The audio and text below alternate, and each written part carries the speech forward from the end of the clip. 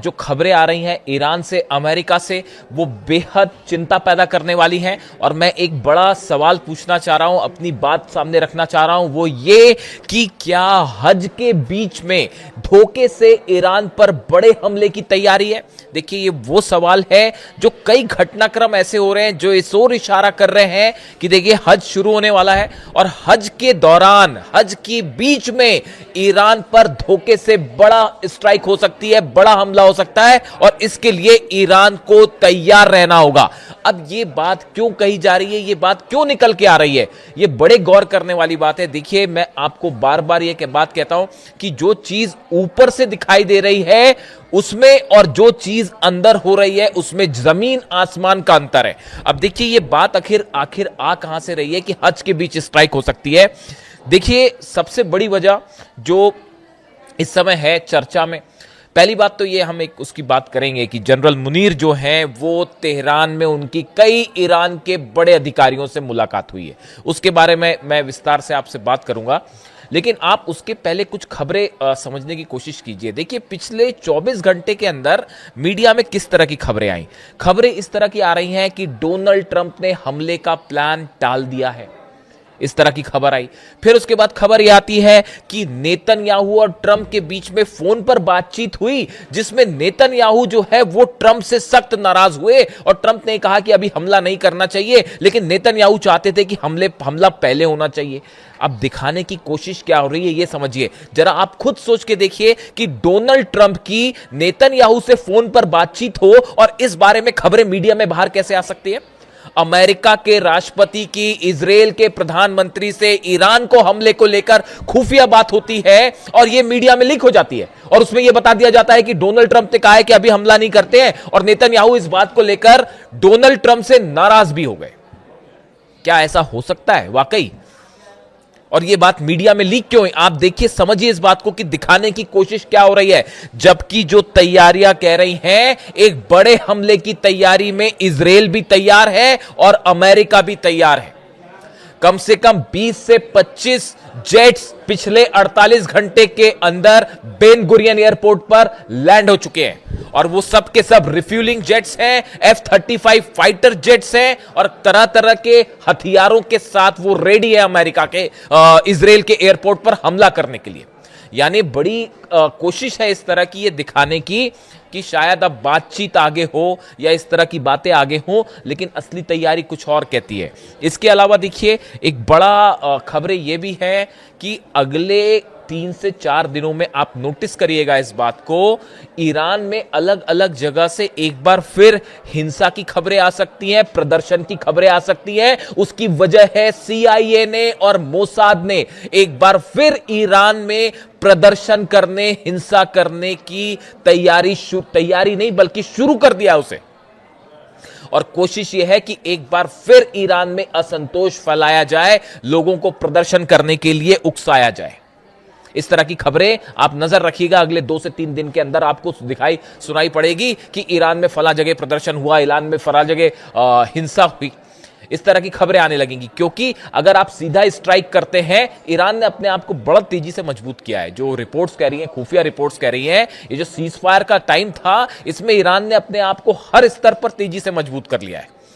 तो अब सीधा एक बार फिर कोशिश हो रही है कि वो जो प्रदर्शन का दौर जनवरी में हुआ था उसी तरह से फिर से किया जाए और अमेरिका और इजराइल इस काम में लग गए।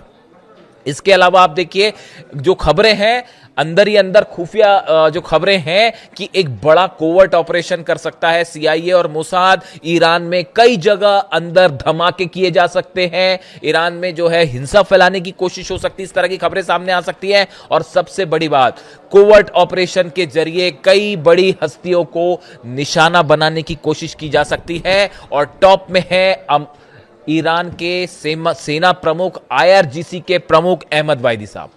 इस समय अमेरिका की राह में सबसे बड़ा रोड़ा कोई है जो कि पूरे अमेरिका के सामने सीना ठोक के खड़े हो गए हैं, वो है IRGC के प्रमुख अहमद वाहिदी साहब। आईआरजीसी के प्रमुख, और उन्होंने ये बात साफ कर दी। ये देखिए पूरा जो प्लान था, जिस तरह से हमले हुए, अली खामेनी साहब का असैसिनेशन होता है, उसके बाद मुस्तफा खामेनी जो सुप्रीम लीडर हैं वो घायल होते हैं। ऐसे हालात में देखिए कई बड़े लीडर्स को असैसिनेट कर दिया ईरान के। इन सूरत में जो कमान संभाली वो संभाली सेना प्रमुख ने, आईआरजीसी चीफ ने, अहमद वाहिदी साहब ने, और उन्होंने ये सीज फायर के टाइम पे हर स्तर पर ईरान को एक मजबूत किले में परिवर्तित कर दिया है। हॉर्मूज से लेकर तेहरान के आसमान से लेकर तेहरान की जमीन से लेकर ईरान के बॉर्डर्स को लेकर मिसाइल्स को लेकर अब ईरान इतना ज्यादा एग्रेसिव है। मैं आपको उनकी बयान बताऊंगा कि वो हालात ऐसे हो गए हैं कि ईरान अब हर मामले पर भारी पड़ता दिखाई दे रहा है। आपने नोटिस किया कल क्या बयान आए, 3 ईरान की तरफ से जो 3 बयान आए, ईरान की तरफ से बयान आए कि अगर अब हमला हुआ तो यह वर्ल्ड वॉर की शुरुआत होगी। यह ईरान की सेना की तरफ से बयान आया है कि अगर अब की बार ट्रंप ने हमला किया तो यह वर्ल्ड वॉर की शुरुआत होगी। अब ईरान ने बात क्यों कही? कहीं ना कहीं पुतिन से और चीन से कोई ना कोई इंडिकेशन तो दिया गया, कुछ बात तो हुई होगी ईरान की। उसके बाद क्या इस तरह के बयान दिए जा रहे हैं? आप देखिए उस तरफ से रूस किस तरह से भिड़ा हुआ है नाटो के साथ, और वो इंग्लैंड का जो ब्रिटेन का जो खुफिया प्लेन था वो आ गया था सामने रूस के फाइटर जेट के। वो देखिएगा अलग से, वो पूरी जबरदस्त कहानी है वो, कि किस तरह से ब्रिटेन के फाइटर जेट को रूसी फाइटर जेट ने वापस भगा दिया और पीछे खदेड़ दिया। और फ्रांस की जो न्यूक्लियर तैयारी चल रही है डिफेंस की, वो और रूस जो है आमने सामने है। पुतिन ने न्यूक्लियर एक्सरसाइज शुरू कर दी कि अगर न्यूक्लियर हमला होता है तो क्या किया जाए। उसके लिए मिसाइल्स जो है वो तैयार कर ली गई हैं, कैसे अपलोड होगा, हर चीज की तैयारी है। तो वो नेटो के साथ अपना तनाव चरम पर है, और ऐसे समय में ईरान ये कह रहा है कि अगर हमला किया तो वर्ल्ड वॉर होगा। समझिए इशारों को। दूसरी तरफ जो है बात ईरान की तरफ से कही गई, कल बड़ा बयान आया।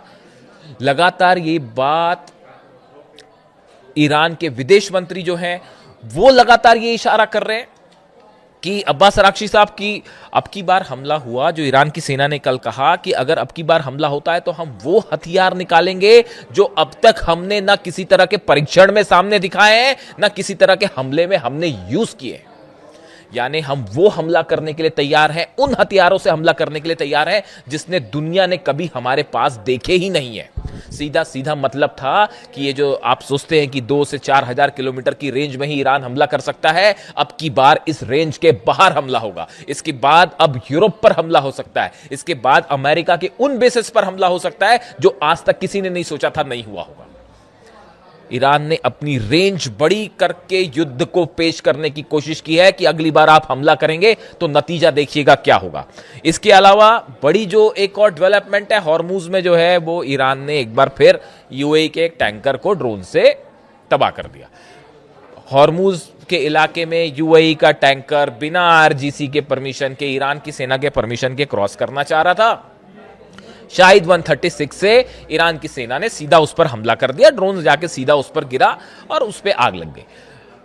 ईरान की सेना का कहना ऐसा है, ईरान ने साफ कर दिया हॉर्मूज में उसने अपने पॉइंट भी डिसाइड कर दिए और यह बात फिर साबित कर दी है कि ऐसा है, हॉर्मूज में हमारी परमिशन के बिना तो परिंदा भी पर नहीं मार सकता, अब आपको जो करना है कर लो। और वो यूएई का जहाज बिना परमिशन के अंडर आया तो उसको सीधा जो है ठोक दिया ईरान ने, और क्लेम भी कर लिया कि, और बयान भी दे दिया। ये वैसा मामला नहीं है कि जो है वो न्यूक्लियर सेंटर पर जब हमला हुआ तो उस समय ईरान ने नहीं किया, ईरान ने कोई क्लेम नहीं किया, ईरान ने वो हमला किया ही नहीं था। यूएई के अबू धाबी का जो परमाणु सेंटर है बरका, जिस पर ड्रोन गिरा था जनरेटर पर, वो हमला ईरान की तरफ से नहीं था। ये बात अब साबित हो गई। वो पहले स्पेकुलेशन थे, वो कोशिश कैसी थी क्या थी वो सब आप जानते ही हो, फॉल्स फ्लैग ऑपरेशन था। तो वो हमला नहीं किया था, तो आईआरजीसी ने क्लेम नहीं किया। मैंने आपको इसीलिए कहा कि ईरान जब हमले करता है तो क्लेम कर लेती है आईआरजीसी तुरंत कि हाँ हमने किया है, सीना ठोक के क्लेम करते हैं जी हमने हमला किया था। तो वो ये वाला जो जहाज पे टैंकर पर अटैक है, वो यूएई का जहाज बिना परमिशन के आया टैंकर, इन्होंने शाहिद 136 मार दिया और वो सीधा जाके गिर गया। वो पिक्चर भी रिलीज कर दी और ईरान की सेना ने कह भी दिया कि साहब ये हमला हमारा है, अगली बार अगर आओगे तो फिर ठोकेंगे। तो वो साफ बोलने को तैयार है। यानी हॉर्मूज में भी इसने साबित कर दिया। और कल अकबरजादे साहब का बयान है, आपने सुना ही होगा, उन्होंने कह दिया कि पूरी तरह से अमेरिका फेल हो गया हॉर्मूज को खुलवाने में, और अमेरिका अब तक ये समझ ही नहीं पाया कि ईरान की असली ताकत क्या है, और ईरान को समझ ही नहीं पाया अमेरिका। तो कुछ हद तक वो इस बात को सही भी कह रहे थे। यानी आप देखिए ईरान का जो अप्रोच है वो बहुत ज्यादा एग्रेसिव हो गया है पिछले चंद दिनों के अंदर, और खास तौर पर पुतिन और जिनपिंग की मुलाकात के बाद। और बड़ी खबर, अब देखिए ये जो खबर है जिसको लेकर तमाम चर्चाएं हैं कि पाकिस्तान के सेना प्रमुख तेहरान में उन्होंने कई ईरान के अधिकारियों से मुलाकात की है, ईरान के तमाम नेताओं से मुलाकात की है। देखिए, खबर इस तरह से थी, कतर ने एक प्रस्ताव तैयार किया जिसमें इनिशिएट उसको कतर ने ही किया, कतर की तरफ से प्रस्ताव तैयार हुआ, उसमें अमेरिका की शर्तों को भी रखा गया, ईरान की शर्तों को भी रख के कुछ सहमति की कोशिश की गई। देखिए, अरब के जितने देश हैं वो इस बात को अब समझ चुके हैं अच्छे से कि साहब ये जो है ईरान पर हमला करने का कोई मतलब है नहीं। अमेरिका तो दूर बैठा हुआ है, ट्रंप उधर दूर बैठे हुए हैं, तो उनकी मेनलैंड पे तो हमला हो नहीं रहा है। इसराइल का जो होगा सो होगा, वो नेतन्याहू अलग जाने। लेकिन एक बात तय है कि इनके बीच में पिसेंगे अरब देश, क्योंकि सब जगह ठिकाने हैं। और उसके बाद अब की बार जो ईरान ऐसा हमला करेगा जो पिछली बार से और भयानक हमला होगा, और उसके बाद कम से कम 50 साल के लिए जितने अरेबियन कंट्रीज हैं उन सब की इकोनॉमी पीछे हो जाएगी। इसमें किसी को कोई कंफ्यूजन नहीं होना चाहिए। तो ना मोहम्मद बिन सलमान चाह रहे कि हमला होए, ना कतर चाह रहा हमला होए। अब तो यूएई की तरफ से भी इस तरह की खबरें हैं कि यार हम नहीं चाह रहे हमला हो, और ना फालतू जो है वो दुबई और अबू धाबी हमारे जलेंगे, वो अलग होगा। तो ये अरब देशों को ये बात समझ आ चुकी है कि अब इनसे पंगा लेना ठीक नहीं है, और ईरान का मूड अब बिल्कुल सही नहीं है। तो फिर कोशिश, इसलिए अब वो कतर की तरफ से कोशिश हुई, उन्होंने एक प्लान बनाया, उसमें अमेरिका की शर्तें भी रखी गई, और अल्टीमेटली उसको निगोशिएट करने के लिए मुनीर को भेजा गया, और मुनीर की जो है ईरान के अधिकारियों से मुलाकात हुई है, बात हुई है। लेकिन मुस्तबा खामेनी के तरफ से एक बात साफ कर दी गई है ईरान की सेना को, अपने डिप्लोमेट्स को, कि ईरान का यूरेनियम ईरान से बाहर नहीं जाएगा। ये बहुत बड़ी खबर है, और देखिए इसको लेकर लगातार ये कोशिशें हैं, पूरा मामला जो है वो यूरेनियम पर आके अटक गया है। इसीलिए पुतिन कह रहे थे कि ये डेड एंड पे पहुंच गया मामला। पुतिन ने डेड एंड शब्द का इस्तेमाल किया था। आप 9 मई का उनका बयान उठा के सुन लीजिए, उसके बारे में मैं चर्चा भी कर चुका हूं। पुतिन इस बात को जानते हैं कि वो जो है ईरान को, जो शख्स ईरान को समझता है अच्छी तरह से, देखिए हर देश का अपना एक नेचर होता है काम करने का, अपना एक तरीका होता है, उसका एक कल्चर होता है, वहाँ के लोगों की एक सोच होती है, उसको समझना बहुत ज़रूरी है जब आप डील करते हैं किसी के साथ। अमेरिका की डील क्यों नहीं हो पा रही ईरान के साथ? देखिए, अली खामेनी साहब ने 30 साल तक वहां पर शासन किया, करीब करीब।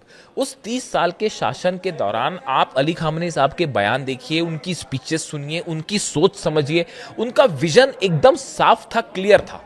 कहीं भी उसमें किसी तरह की हेर फेर नहीं थी, किसी तरह का धोखा नहीं था, किसी तरह का मिलावट नहीं था। वो जो भी उनका स्टैंड था, वो आप उससे सहमत हो ना हो वो एक अलग बात है, लेकिन वो जो बात उन्होंने जो कही, वो बात हमेशा जो कही उसको दिल से उन्होंने कही, और उसको हमेशा एग्जीक्यूट भी किया, जो कहा वही किया।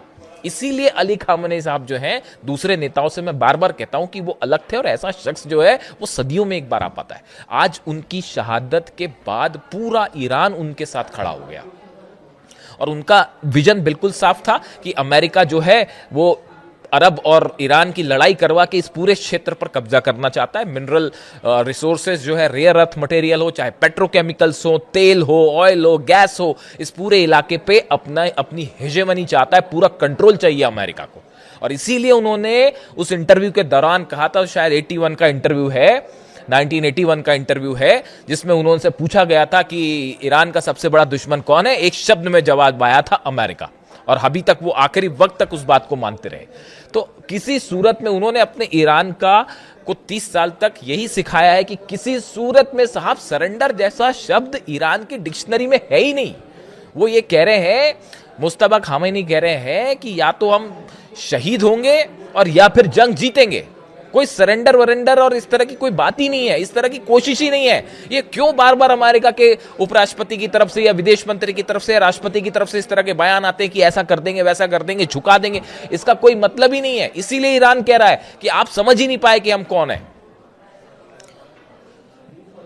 इमाम हुसैन वाले जो प्रिंसिपल्स हैं वो कूट कूट के ईरान की जनता में है, ईरान के खून में दौड़ रहे हैं साहब। वो कोई मतलब ही नहीं है, वो कोशिश ही छोड़ दीजिए आप।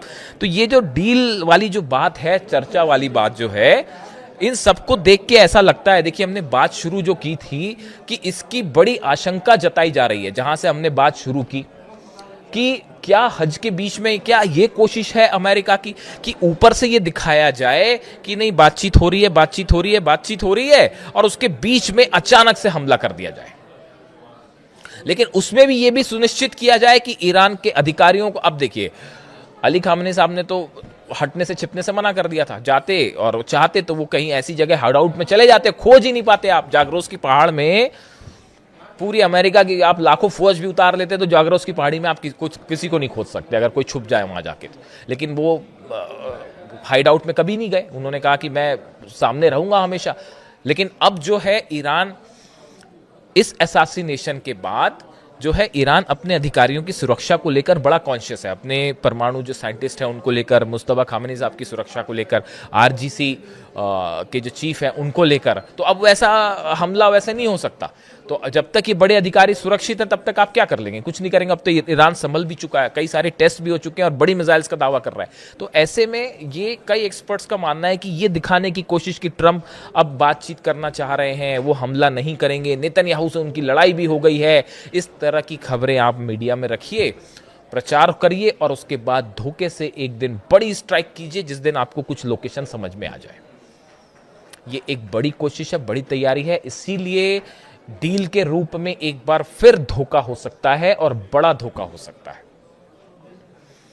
और दूसरी तरफ वो क्यूबा पर हमले की तैयारी अलग चल रही है, क्योंकि मिड टर्म पोल है तो किसी तरह जो है वो अपनी साख बचानी है।